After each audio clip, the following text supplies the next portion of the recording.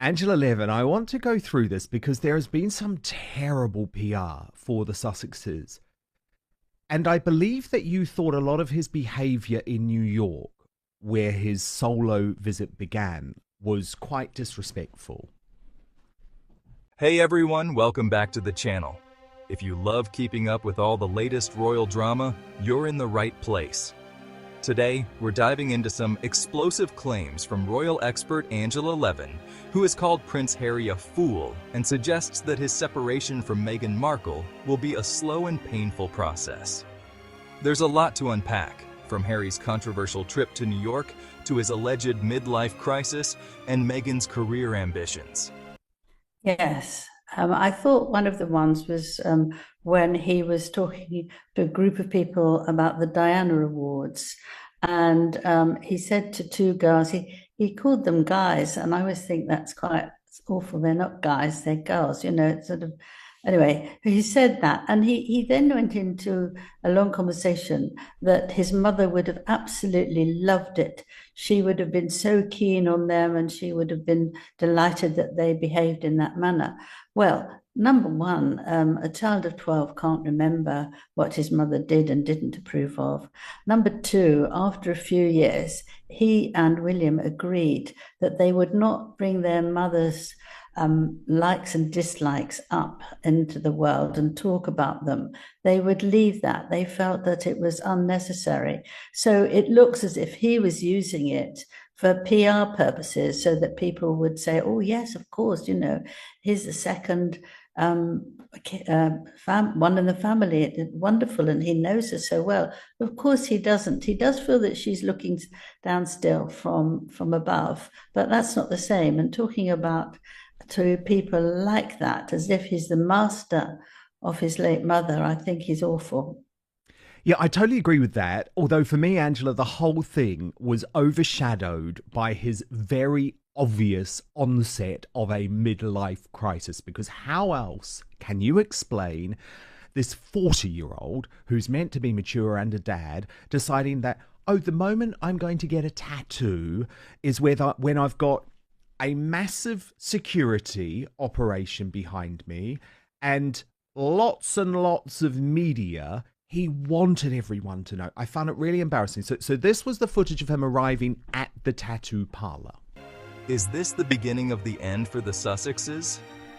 Stay tuned as I break it all down. Before we get started, make sure to smash that like button and hit subscribe so you never miss an update.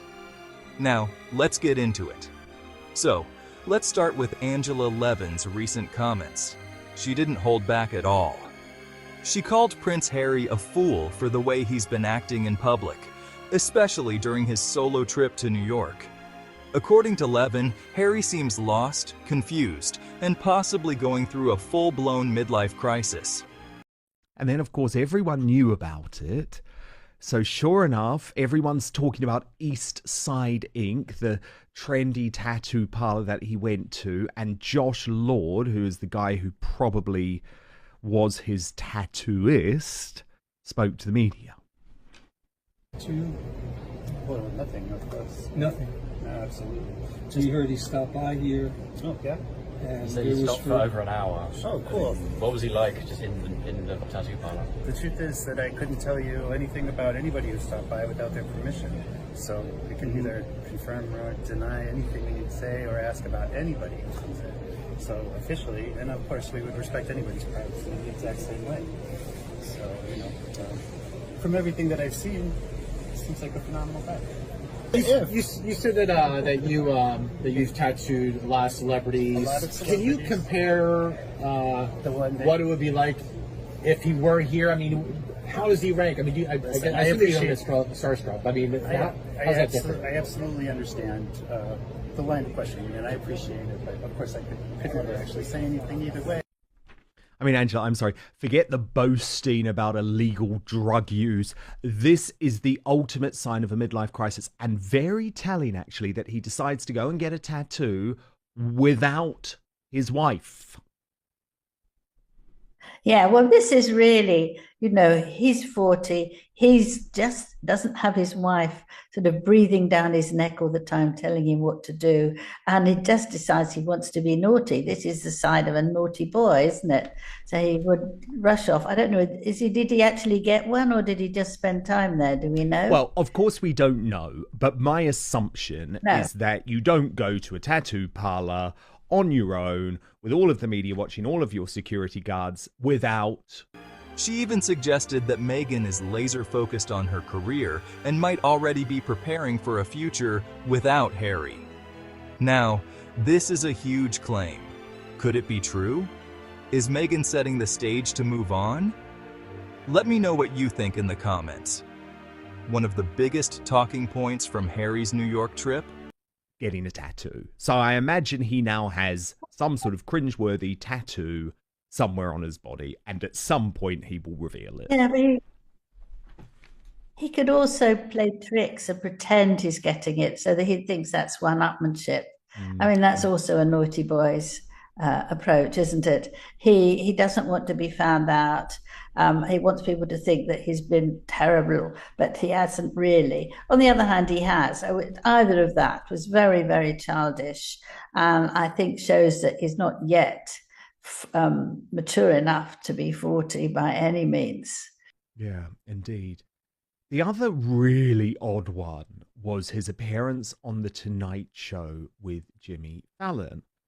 Because The Tonight Show is an institution in New York, okay, but it's the type of program that you go on with Jimmy Fallon if you have something to promote, usually. So a celebrity goes on to talk about their book or their new single or their movie, whatever. That's how it works. And you give a couple of nice lines and you're selling the product. But in this case, Harry wasn't promoting anything. And he ended up selling Jimmy Fallon's Halloween ride, which again just felt very bizarre to me. I mean, look, Jimmy Fallon gave this interview actually sort of boasting about the fact that he had Prince Harry there. So, Angela, I mean, how odd that Harry is now essentially pimping out his royal name to NBC Universal to promote a Halloween. That mysterious visit to a tattoo parlor. Yes, you heard that right. Some believe this was just a PR stunt. Others think it's a clear sign of a midlife crisis. After all, why would a 40-year-old prince with heavy security and media watching randomly decide to get inked? But here's the real kicker. He was alone. Halloween ride. I mean, we don't know if money exchanged hands. Personally, I don't think Harry actually appeared very well within the clip because he was swearing, which I thought was very unbecoming. And at one point, he also went to punch someone. Now, was it a joke or does he still have anger management issues going on? No, I'm sure it was a joke, but it was completely out of order. I mean, if you go around in New York or anywhere and you're talking to people about your concerns and climate change and how they should behave and not go online and all those sorts of things with very serious, very depressing look on his face, but how vital it is, otherwise we're all going to die. And then he goes off and behaves like a truant. I mean, it's really a truant child, and that's completely inappropriate. I mean, to go from one to the other takes away 99% of what is achieved in the first part. Yeah, I completely agree. No There was dignity. there was no dignity in it at all. But what I just couldn't work out is why. Why is he doing this? Is it for money? Is it because he wants to be on side with NBC Universal, but actually Netflix, who are his bosses, I imagine will be pretty annoyed about that. He didn't speak about his charity projects. He didn't speak about why he was in New York. He was there effectively pimping out his status as a member of the royal family to promote a ride, which is going to make Jimmy Fallon and NBC Universal lots of money. That's something a C-list celebrity does, not a prince, not someone who remains in the line of succession to become King of England. I found it bizarre. Meghan wasn't there. Could this be a sign of growing distance between them? By the way, if you're loving this breakdown so far, hit that subscribe button right now for more royal updates. Let's talk about Meghan. According to Levin, Meghan is all about her career right now. She's focusing on business deals, Hollywood projects, and personal branding. I also loved this moment, Angela, where the Royal Grift, which is a very good X account, was able to actually point out the hypocrisy about Harry and the media. Because, of course, he has been going on for so long, hasn't he, about how much he hates the tabloids and how they are a terrible thing for society. But in New York, the Royal Grift actually spots him face to face with People magazine, Town and Country, and Vanity Fair. So look at this.